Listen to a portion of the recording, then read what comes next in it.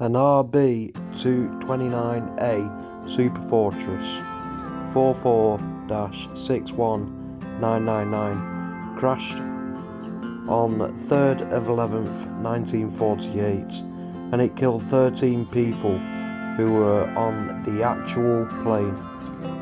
They were en route from Scampton to Burtonwood.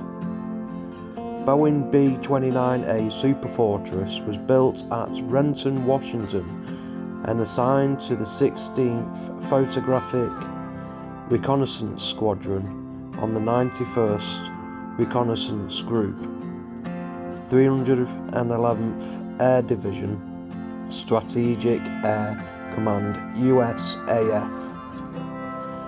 The aircraft was based at RAF Scampton Lincolnshire at the time of the crash, but was previously being used during 1946, filming atomic weapon tests at Bikini Atoll in the Marshal Islands.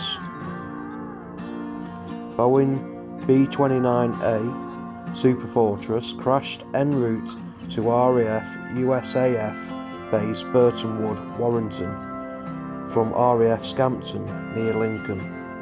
The aircraft crashed at Higher Shelf Stones Bleaklow near Glossop in the Peak District at 11 AM on the 3rd of November 1948. Its 13 crew perished in the crash. Having previously surviving World War II, the crew had completed their tour of duty and were to return back to the States 3 days later.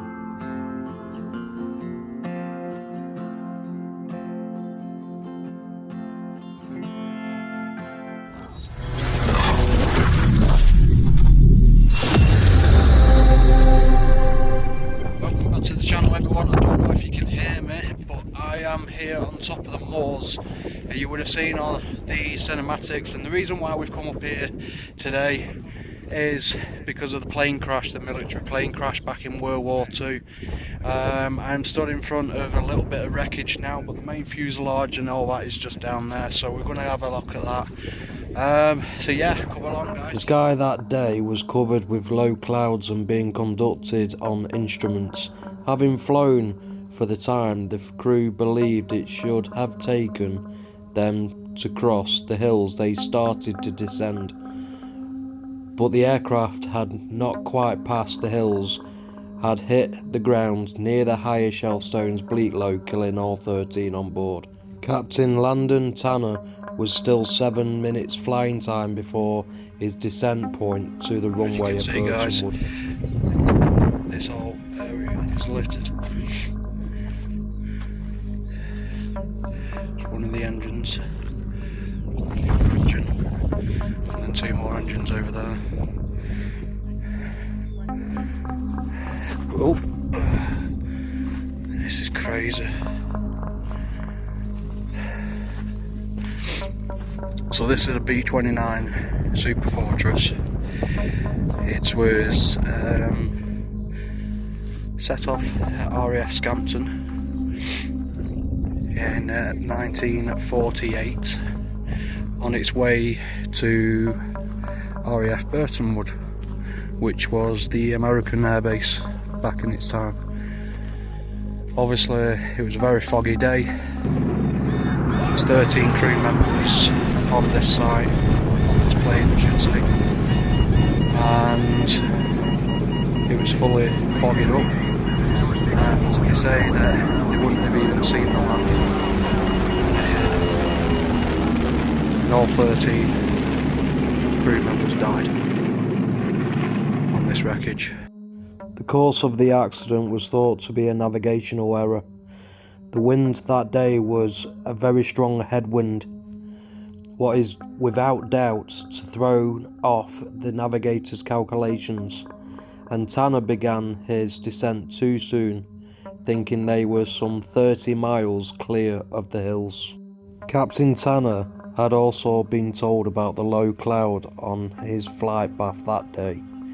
He had also flown this route many times before and knew about the high ground, and would have not have descended through the fog and low clouds to get a navigation bearing unless there was some kind of instrumentation altimeter failure that Tanner was unaware of, but we may never know the cause of the accident.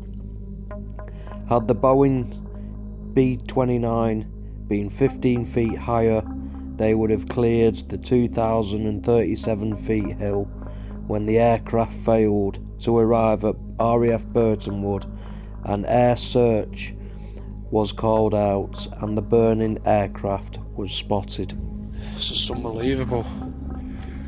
Absolutely unbelievable. That's how much wreckage there is. It would have hit it hard.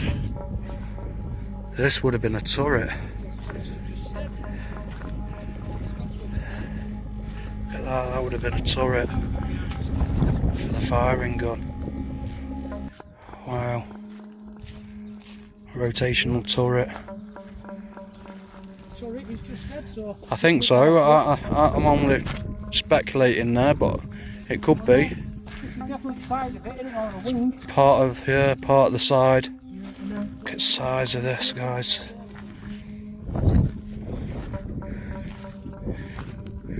People leave little heart-shaped stones around.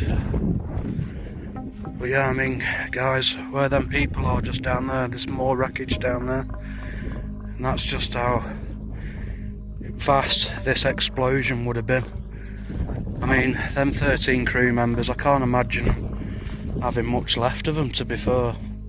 Later, more search teams arrived and searched the 200 yards long debris trail until all the bodies of the crew were found.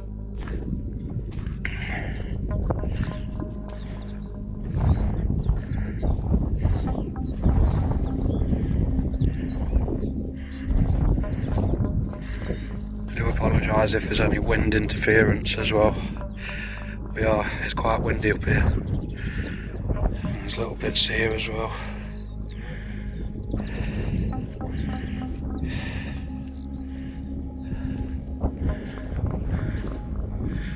Going all the way up here. This is the main crash, so I'm presuming the way everything's scattered, it's come from this way, crashed here, and it's just spat all the parts over. Members of the RAF Harper Hill Mountain Rescue Team were doing an exercise in the same area. They moved in two parties, through rain and fog towards the crash site, and found the aircraft still on fire. The rescue team realised that there were no survivors. Absolutely huge. So this looks like another part. It looks like part of the sides, this actually. It looks too thick to be a wing, but I don't know, it's got the shape of it. But what do you guys think? Do you reckon it's part of the side? Or do you reckon it's part of the wing? I think it's part of the side more than the wing, to be honest, because at either side there's no rudders, you know, the flaps. So I know it's a bit of a wear and tear, like, but it just seems to be more of a side piece more than the actual wing. I don't know where the wings are actually. Look at this piece here.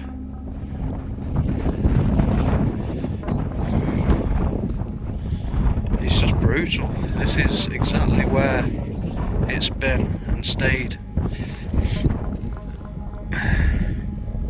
So this is part of the landing gear as well, by the looks of it. And that was the size of the wheel. This, just one of the wheels. Jesus. Part of the rubber for the wheel is still on. Wow. In memory, here lies the wreckage of the B-29 Superfortress overexposed on the 16th Photographic Reconnaissance Squadron USAF, which tragically crashed whilst descending through cloud on the 3rd of November 1948, killing all 13 crew members. The aircraft was on a routine flight from the RAF Scampton to American AFB Burtonwood. It is doubtful the crew ever saw the ground. Memorial laid by 367 Air Navigation Course of RAF Finningley on 12th of November 1988, and that's what it would have looked like, guys.